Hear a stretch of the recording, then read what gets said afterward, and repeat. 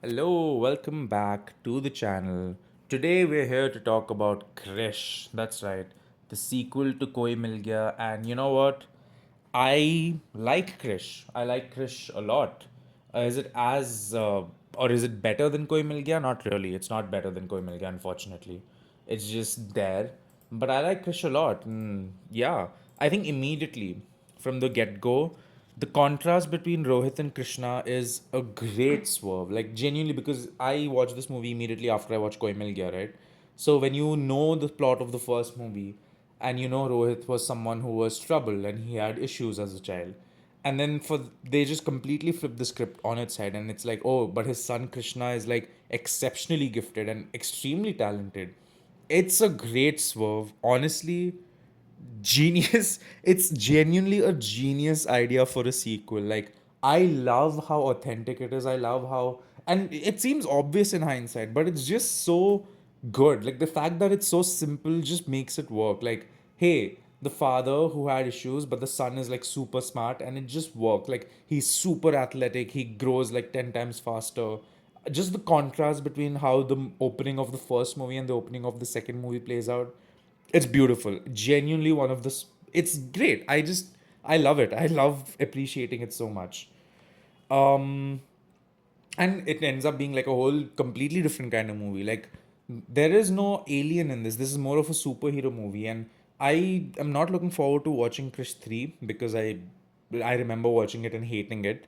But man, just if we forget about Krish 3 for a moment, just the idea of the first movie being like this sci-fi alien movie and the second movie being a superhero movie, that's wonderful.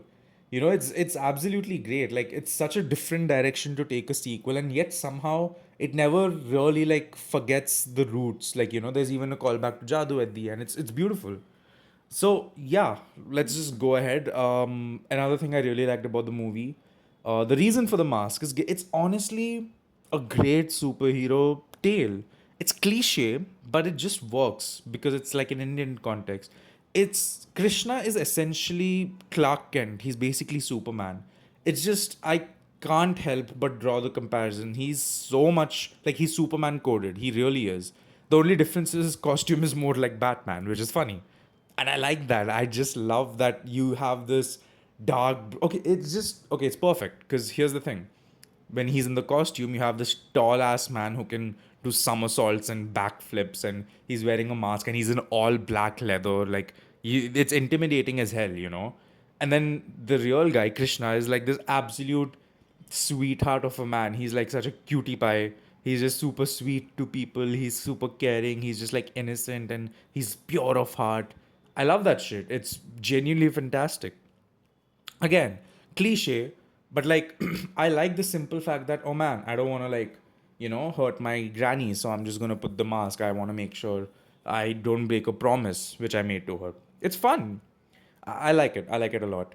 Nasiruddin Shah is he steals the show in this movie. Like he is by far the best performance. Hrithik Roshan doesn't get to show off his acting chops as much in this movie as much as he did in Koi Mil Gaya.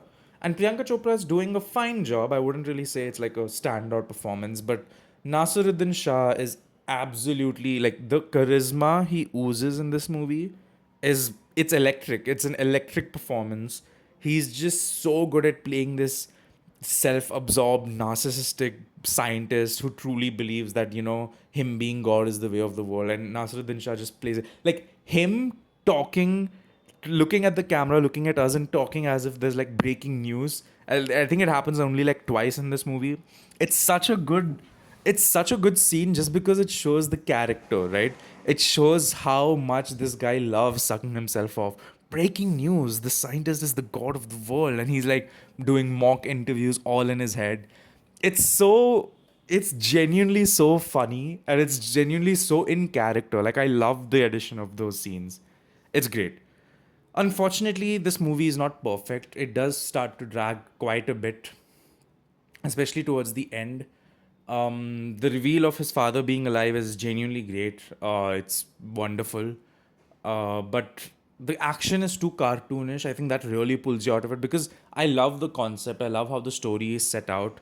Hell, I even like the fact that when they see the future, they can see a few moments into the future. And ironically, the only two people who use the machines see themselves basically dying in a way. So it's a great idea. I love all of that, but the action really holds it back. Like it's just too cartoonish. It's just too unserious for me to take seriously, and it's just a sign of the times. I mean, to be honest, it's not gotten any better in Bollywood even now. But this is a movie which really suffers from it, unfortunately. Like it's aged really bad when you compare those kind of scenes. And yeah, it just, man, it just feels too cartoonish, and I can't take it seriously. And yeah, it's just the length of the movie as well. Like a lot of it feels dragged out.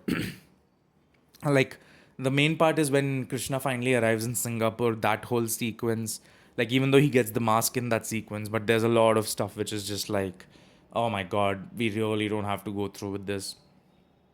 So overall, pretty mediocre. It's not like it's like a movie which I would, especially if someone who didn't grow up watching this film, I'm not gonna be like watch Krish, because they're just gonna be like, the fuck have you recommended to me? I will enjoy it, obviously, and many other people will enjoy it because we grew up with this movie. But objectively speaking, it's not that good of a film. It's fun though. I do like the fact that, it's not a complete disaster where I'm like, oh man, this is terrible.